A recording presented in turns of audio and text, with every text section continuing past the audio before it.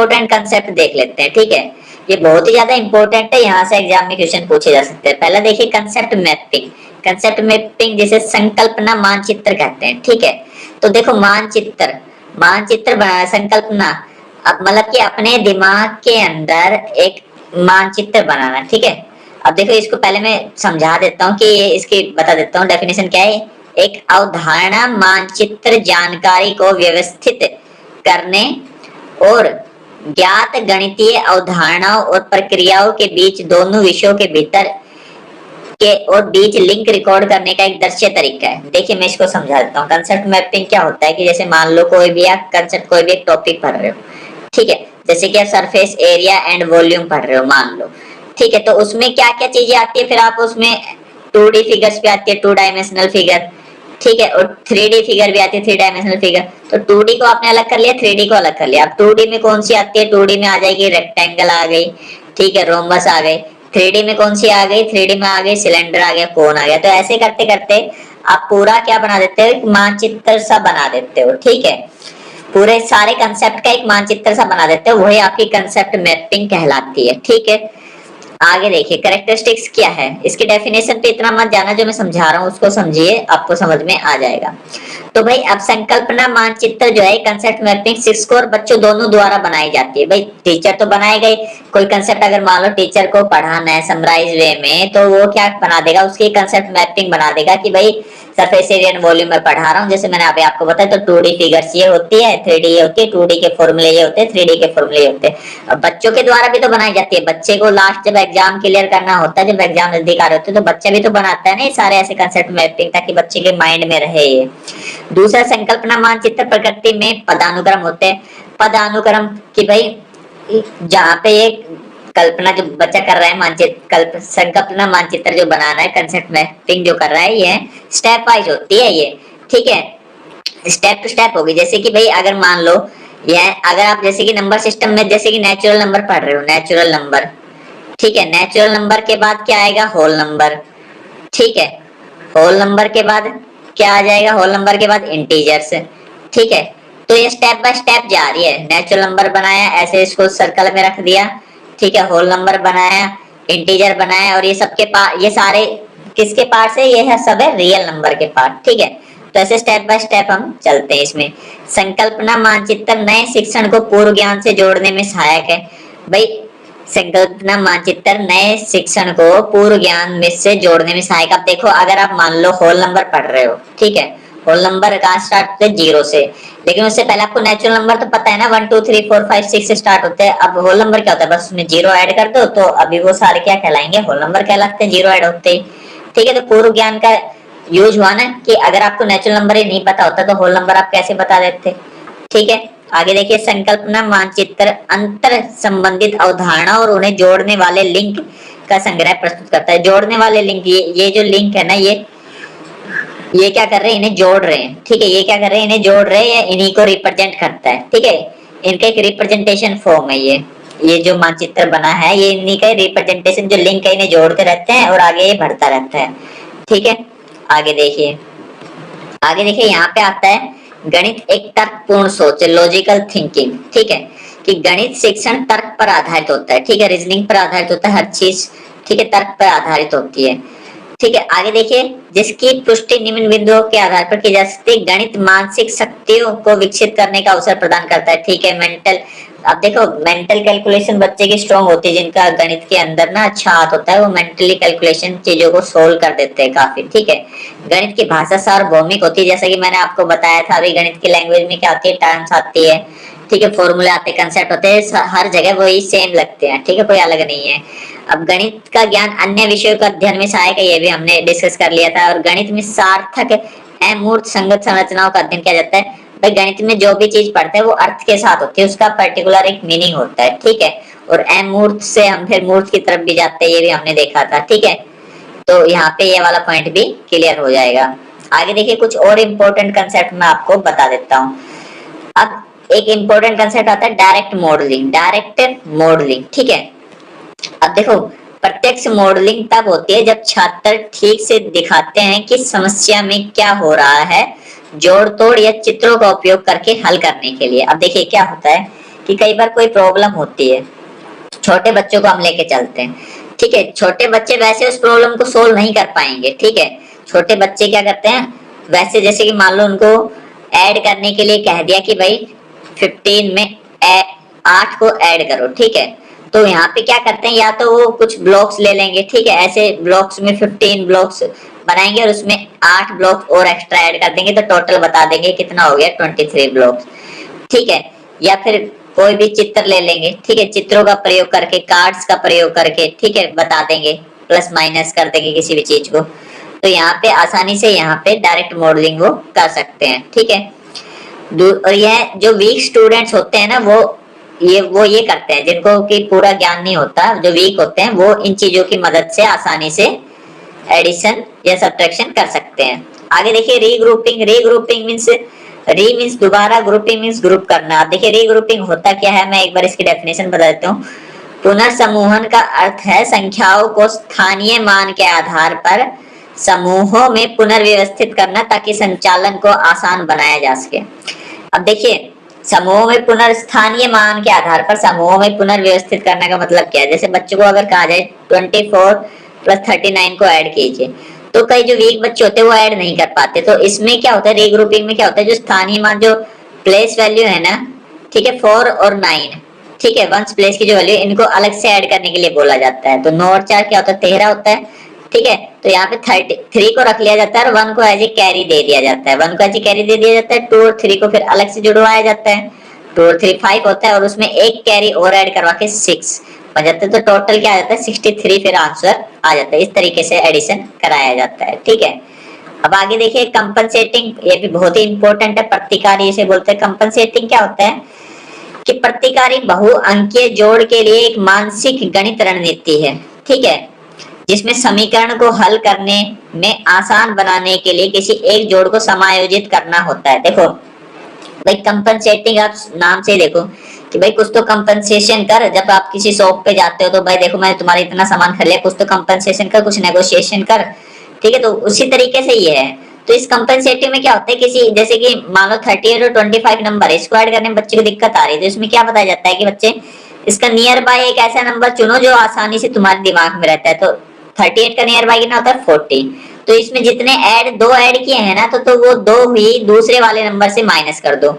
तो माइनस कर दिया तो यहाँ पे आ गया 23। लेकिन अभी 40 और 23 को जोड़ना आसान है इन कंपैरिजन ऑफ 38 और 25। तो ये हो जाएगा हमारा 63, ठीक है फ्रेंड्स। तो ऐसे आसानी से ये कहलाती है कंपनसेटिंग। बहुत ही इंपॉर्टेंट कंसेप्ट है, इसको आपको ध्यान रखना है, ठीक है।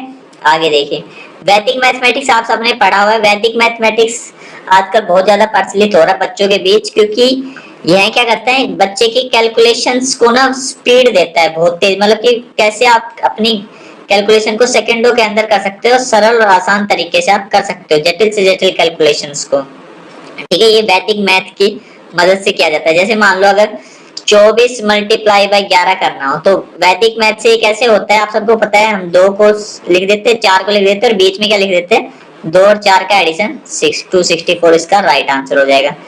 जैसे 65 इंटू 65 होता है, ठीक है।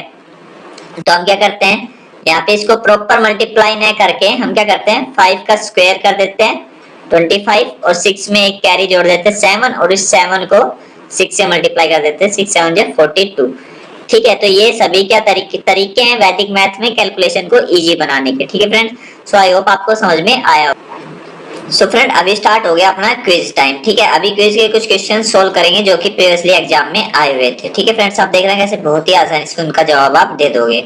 तो पहला क्वेश्चन देखिए फ्रेंड्स, हमारा फर्स्ट क्वेश्चन है, जब राजन के सामने शाब्दिक समस्याएं आती है, शाब्दिक समस्याएं मींस वर्ड प्रॉब्लम, ठीक है, तो वह प्राय पूछता है कि मैं जमा करूं या घटा, मैं गुणा करूं या भाग। इस तरह के प्रश्न बताते हैं। क्या बताते हैं कि भाई ऑप्शन देखिए, पहला कि राजन कक्षा में बाधा डालने के लिए अवसर खोजता है, ठीक है। दूसरा, राजन को भाषा समझने में कठिनाई होती है। तीसरा, राजन संख्या संक्रियाओं को नहीं समझता, means Rajan lack understanding of number operation. चौथा है, राजन जो है वो जोड़ व गुणा नहीं कर सकता। अब देखिए फ्रेंड्स, इसको कैसे सोल्व करेंगे। शाब्दिक समस्याएं समझना पड़ेगा। वर्ड प्रॉब्लम क्या होती है, वर्ड प्रॉब्लम ये है कि मान लो एक बस, टीचर कहे कि एक बस है, बस जा रही है, बस के अंदर टोटल जो है 40 स्टूडेंट्स है, 40 स्टूडेंट्स है, 40 बच्चे, उसमें से 18 जो है वो लड़कियां है। तो बताओ कितने लड़के हैं? ये वर्ड प्रॉब्लम है, ठीक है।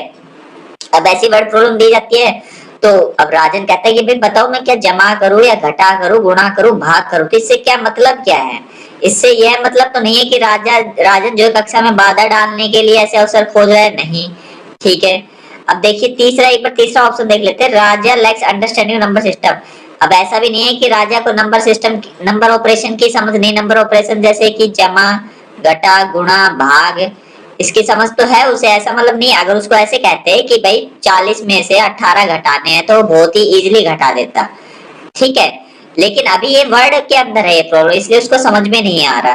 तो Rajan can not add and multiply, ये भी नहीं होगा, वह कर सकता है इजीली, तो सी भी नहीं होगा।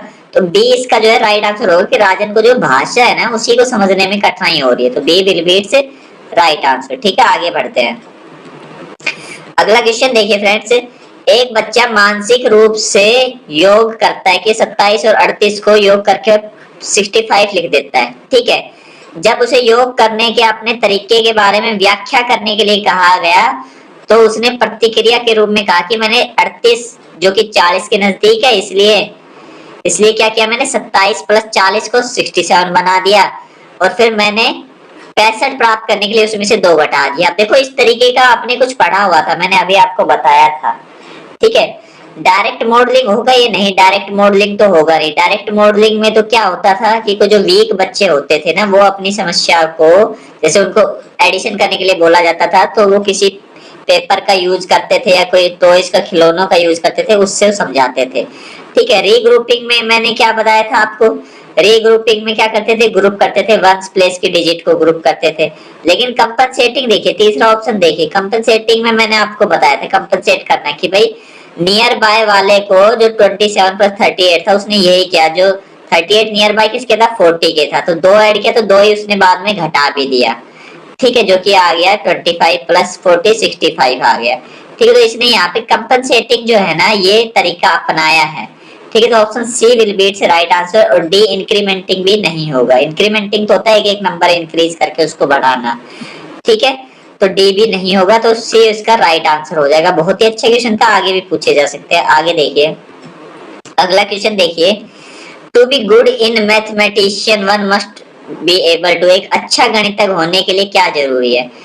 कि अधिकतर सूत्रों को याद करना। भाई अगर सूत्र तो याद कर लेगा, क्या उससे अच्छा मैथमेटिशियन हो जाएगा? नहीं होगा, क्योंकि बहुत से ऐसे क्वेश्चन होते हैं जिसमें कंसेप्ट की जरूरत है, सूत्र तो बाद में लगते हैं। अगर वो उसे कंसेप्ट उसको समझ ही नहीं पाएगा तो सूत्र याद करने से कोई फायदा नहीं है, तो ये रॉन्ग हो जाएगा। बहुत जल्दी सवालों को हल करना, सवालों को हल कर रहा है तुम, तो ये तुम्हारे लिए अच्छा, लेकिन क्या तुम बच्चों को समझा पा रहे हो उन्हीं सवालों को बहुत ही इजी तरीके से? एक अच्छा मैथमेटिशियन होने के साथ साथ क्या होगा कि तुम तभी अच्छे मैथमेटिशियन कहलाओगे जब तुम बच्चों को भी अपना मैसेज अच्छे से कन्वे कर पा रहे हो, उनके सवालों को उनको अच्छे से समझा पा रहे हो। ये नहीं कि तुम खुद ही अच्छे जल्दी जल्दी सवाल सोल्व करके तुम ग्रेट महान बन रहे हो, ठीक है। तो ये भी नहीं होगा। तीसरा, अंडरस्टैंड कर रहे हो आप, apply and make connection across the concept, कि सभी अवधारणाओं को समझ रहे हो, लागू कर रहे हो और उनमें संबंध बना रहे हो, ठीक है। कि भाई ये यहाँ पे हो सकता है, यहाँ पे सी इसका राइट आंसर हो सकता है, क्योंकि देखो अंडरस्टैंड करेगा, चीजों को समझेगा, कनेक्शन कंसेप्ट के बीच, जैसे कि मान लो एक परसेंटेज का कंसेप्ट है, परसेंटेज का कंसेप्ट प्रॉफिट एंड लॉस में भी यहाँ पे लग सकता है, ठीक है। तो एक तो उसको ये करना चाहिए, कनेक्ट करना चाहिए चीजों को, ठीक है, कि इस कंसेप्ट को मैं कहाँ कहाँ लगा सकता हूँ, ठीक है। अंडरस्टैंड समझना आना चाहिए उसे, ठीक है, और चीजों को कहाँ वह अप्लाई कर सकता है, कहाँ पे इनका करेक्शन बन सकता है, ठीक है। तो इसलिए वह अगर यह सब काम करेगा तो एक अच्छा मैथमेटिशियन बन सकता है, ठीक है। डी ऑप्शन देखिए, master the technique of answering question, ये भी नहीं, सिर्फ क्वेश्चन के आंसर करने की उसे टेक्निक आ जाएगी, इससे कुछ नहीं होगा, हर चीज का होना जरूरी है। तो डी भी गलत हो जाएगा, सी इसका राइट आंसर हो जाएगा, ठीक है। आगे बढ़िए, अगला क्वेश्चन देखिए, वैदिक mathematics is becoming popular nowadays, कि वैदिक गणित आजकल विशेष रूप से प्राथमिक विद्यालयों के बच्चों में बहुत लोकप्रिय होता जा रहा है, इसके प्रयोग निम्नलिखित में से किसके विकास संवर्धन में किया जाता है? अब मैंने आपको क्या बताया था, वैदिक मैथमेटिक्स का यूज हम मोस्टली क्या करते हैं, अपनी कैलकुलेशन स्किल्स और स्पीड को बढ़ाने के लिए, ठीक है, जिससे हमारी कैलकुलेशन की स्किल्स बढ़े, हमारी स्पीड बढ़े मैथमेटिक्स के अंदर, तो उसको करने के लिए, ठीक है। तो ऑप्शन सी आप देखिए, यह सी इसका क्या हो जाएगा, राइट आंसर हो जाएगा, गणित में गणना की कौशल तथा गति। और ऑप्शन देख लेते हैं। ऑप्शन पहला देखिए, विद्यार्थियों के गणित में समस्या समाधान कौशल। भाई the problem solving skill of student in mathematics, problem solving skill कब आएगी, जब वो प्रैक्टिस करेगा उससे आएगा, उसमें यहाँ पे वैदिक मैथमेटिक्स का कोई रोल नहीं है, ठीक है।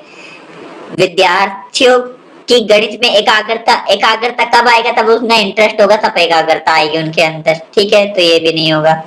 चौथा देखिए, the algorithm understanding of student in mathematics, विद्यार्थियों की गणित में परिकलन, द एल्गोरिथम अंडरस्टैंडिंग।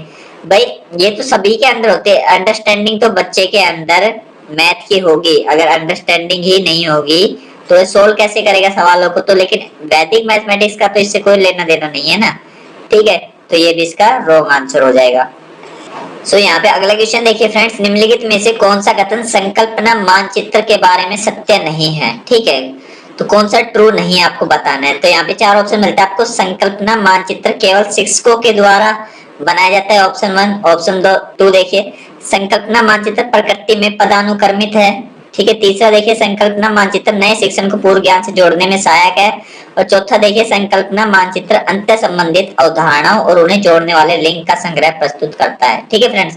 तो यहाँ पे चार ऑप्शन है, इनमें से आपको बताना है कौन सा सही नहीं है। तो इस क्वेश्चन को मैं आपको होमवर्क के लिए देता हूँ, ठीक है फ्रेंड। आशा करता हूँ इस क्वेश्चन का जवाब मुझे कमेंट बॉक्स में जरूर देंगे। तो फ्रेंड ये थी हमारी आज की वीडियो। आशा करता हूँ ये जो कंसेप्ट हमने समझे इसमें आपको समझ में आ गए होंगे। अगर वीडियो पसंद आए तो वीडियो को लाइक कर दीजिए, चैनल पर नए तो चैनल को जरूर सब्सक्राइब कर दीजिए फ्रेंड्स। बहुत ही जल्दी मिलेंगे दूसरे चैप्टर के साथ, तब तक के लिए टाटा बाय बाय।